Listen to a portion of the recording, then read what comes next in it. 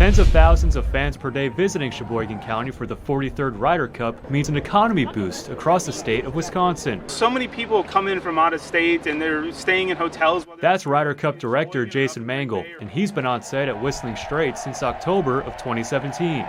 Fans staying at hotels and going to bars and restaurants in northeast Wisconsin isn't what you would expect. This is an interesting market. We pull from Green Bay, we pull from Milwaukee, we pull from Chicago, and the regional economic impact is north of $135 million based on past domestic Ryder Cups.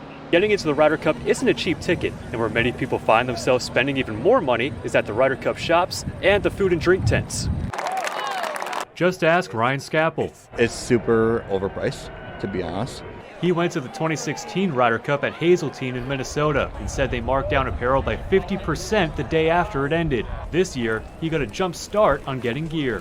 Fanatics have had so much stuff online for the last year. Me and my buddies, we bought it all online the last year. In total, Scapple says he spent around $1,000 or $2,000 on the trip. Of course, he wasn't the only one who found his way into the 60,000 square foot merchandise tent. I would say it's a little pricey. Kyle Tucker and his dad traveled to northeast Wisconsin from Raleigh, North Carolina. But he wasn't surprised by some of the high prices, especially from some well-known brands like Ralph Lauren. Yeah, I think you kind of go into it knowing you're going to overpay for most things for a little bit, but it's just kind of one of those things you prepare for. Tucker adding, if you're only going to attend the Ryder Cup once, you might as well indulge a little bit. Arguably one of the toughest golf courses to walk, Whistling Straits here in Haven, Wisconsin, has been the scene for some slips and trips as the Ryder Cup tournament gets underway. And you'd think people would tread lightly, but that isn't always the case. Here we are. You're waiting for someone to fall. It's a little wet in the high grass, and it's been walked down, so it's very slippery and it's lumpy. So it's easy to lose your footing out there, and there are a couple of holes out there. Clark Hellman came all the way from North Carolina to be here for the first day of tournament play. Between Thursday night rain and morning dew, he and his friends are taking a little extra caution as they follow Team USA. I saw a woman step in a hole, and I don't know how she didn't break her leg, but she got back up out of it. They aren't the only ones being careful. Oh yes, he was an unfortunate soul that went down a little early this morning, yes. Now you said it didn't count as a fall. It was a slide. I skied down the hill. Cindy and Lance Alberg are here from Texas. The couple made it out to the course early Friday morning. Yes, the grounds were really wet from the morning dew, and I think we saw about 5 people fall before 8 o'clock. A similar story told by some event staff saying they witnessed a handful of broken ankles by the afternoon. So when it comes to falling less frequently, the Albergs have this advice.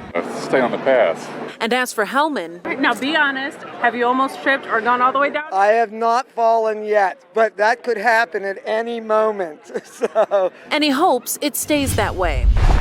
With a one-time payment of $23.7 million coming to Green Bay, the city must create a plan on how this money can help in response and recovery to the COVID-19 pandemic. This is a pretty unique situation. Mayor Eric Genrich's office has put out a survey looking for ideas on how the city should spend the money. What we really want to do is solicit as much public input as possible when we're crafting a plan to put in place to spend these dollars. But the federal aid is limited on how it can be spent.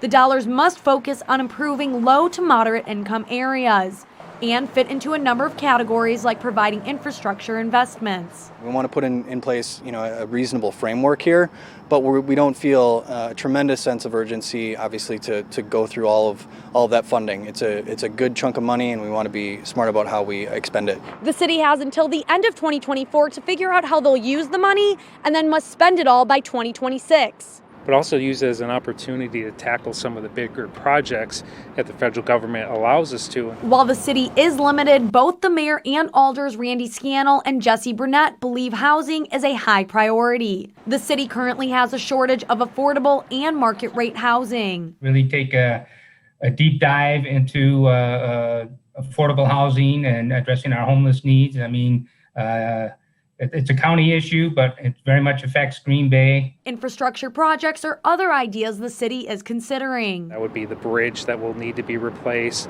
possible parking improvements downtown for those businesses. We have broadband that's, according to federal definition, accessible enough to people, so we really can only spend on stormwater and drinking water. The city survey will be available until mid-October. Mayor Genrich will then present ideas and continue taking input during 2 budget town halls at the end of October. A lost treasure found and returned. The Purple Heart of World War I soldier Private First Class John Francis Hansel was found in the home of someone who was moving and reunited with Hansel's great-nephew in Lena. It makes me very proud that blood runs in me, that I becoming an officer in the service. The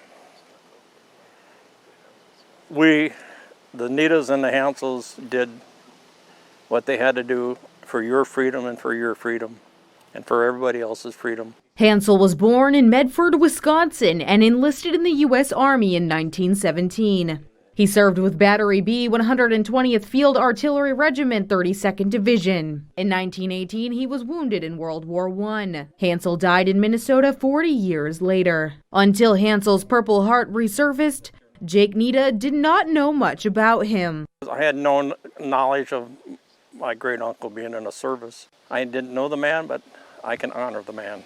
Nita is a Vietnam veteran himself. I did things that I never knew I could do, physically and mentally. A Vermont-based nonprofit organization, Purple Hearts Reunited, returned Hansel's Purple Heart. We go out to different families throughout the country, and we in person will present these medals back to families when the medal was lost or stolen. So they're not only Purple Hearts, but they're other medals of valor as well. Nita stresses the importance of honoring all veterans.